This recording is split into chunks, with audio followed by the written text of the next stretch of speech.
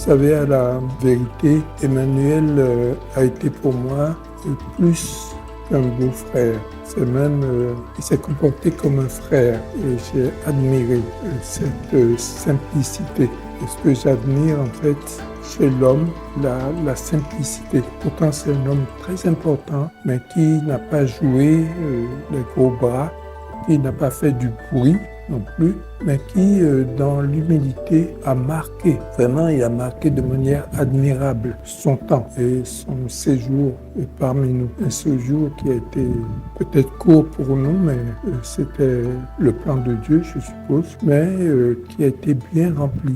Et je crois que d'autres personnes mieux que moi pourraient parler davantage et plus longuement, mais je tiens à souligner ces petites choses-là, cette humilité de l'homme.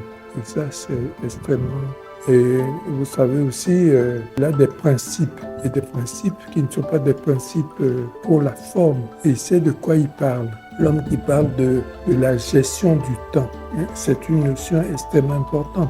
Cette notion est si importante qu'à l'époque, le chef de l'État lui-même a invité Emmanuel à venir tenir des conférences et des formations au niveau du gouvernement, au palais. Vous pouvez vous informer. Tellement le chef de l'État à l'époque a apprécié les notions de gestion de temps que cet homme avait développées. Simplement. Et c'était vraiment appréciable.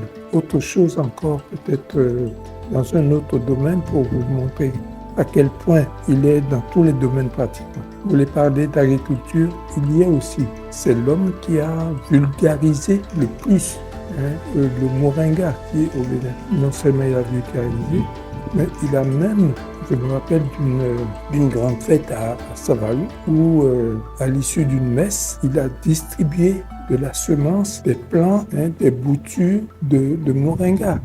C'est vous dire que l'homme, sans faire trop de tapage, a marqué son temps. Il y a beaucoup de choses dans le pays qui portent sa marque. Pour moi, c'est extrêmement important. Il a vécu très peu près de nous. C'est la volonté de Dieu, que la volonté de Dieu soit faite. Peut-être que Dieu avait besoin de lui là-bas aussi. Il ne l'a pas laissé.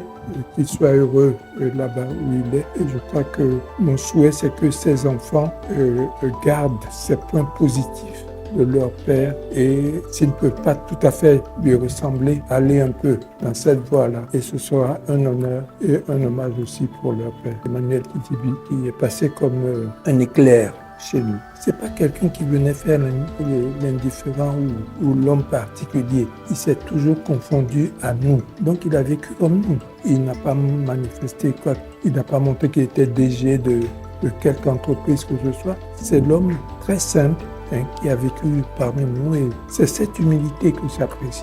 Sa manière de faire, sa manière de se comporter. Il a laissé une entreprise qui a quand même un nom, Afrique Conseil. Ce que cette entreprise fait, vous le savez certainement mieux que moi, elle est dans tous les domaines. Non seulement elle conseille, elle forme, elle permet de sélectionner diverses qualités dans divers domaines de l'emploi. Je crois que c'est énorme. Ce que je dis, je suppose qu'il entend et que ça doit le réjouir. Ce n'est pas pour le flatter, mais c'est du fond de mon cœur que je le dis. C'est des enfants admirables, ceux qui sont ici présents, ceux qui sont à l'extérieur aussi, et je les connais tous.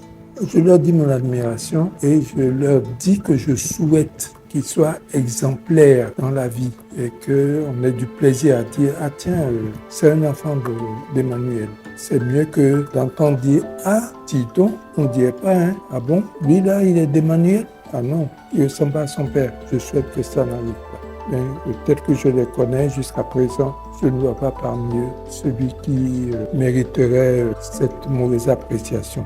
Je souhaite qu'ils soient des exemples partout où ils passent, de tous. Ceux qui sont présents au Bénin et ceux qui sont à l'étranger aussi.